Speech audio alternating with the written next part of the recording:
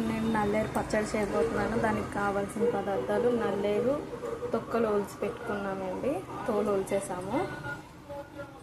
మినపగుళ్ళు ఒక గుప్పెడు, పచ్చెనపప్పు ఒక గుప్పెడు, 5 ఎండుమిరపకాయలు, చిన్న సైజు చింతపండు ఒక 5, ఎల్లుల్లిపాయ రెబ్బలు, జీలకర్ర. కావాల్సిన పదార్థాలు: కళాయిలో ఆయిల్ మరుగుతుంది, పచ్చెనపప్పు మినపప్పు వేపుకుందాం.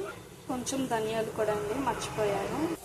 ఎండుమిరపకాయలు, వెల్లుల్లిపాయలు, ధనియాలు, జీలకర్ర వేసేసుకొని ఫ్రై చేసుకుందాం. ఫ్రై అయినగా ఒక ప్లేట్లోకి తీసి పెట్టుకున్నామండి. వేపిని తీసాక ఆయిల్ ఉంటుంది కదండి, ఆ ఆయిల్లో నల్లేరు వేసుకొని వేపుకున్నాం. ఈ ఆయిల్లో నల్లేరు వేసుకుంటున్నాం. నల్లేరులో సాల్ట్ వేసుకుంటే బాగా ఫ్రై అవుతుందండి, అందుకని నేను సాల్ట్ వేసుకున్నాం. ఇక్కడ పసుపు. బాగా ఫ్రై అయిపోయింది. స్టవ్ ఆపేసుకొని చల్లారి పెట్టుకుందాం. చింతపండు ఇవన్నీ మిక్సీ ఆడుకుందాం. పోపు వేసుకున్నాం. ఈ పచ్చడిలో వేసుకున్నాం. పచ్చడి రెడీ, నల్లేరు పచ్చడి రెడీ.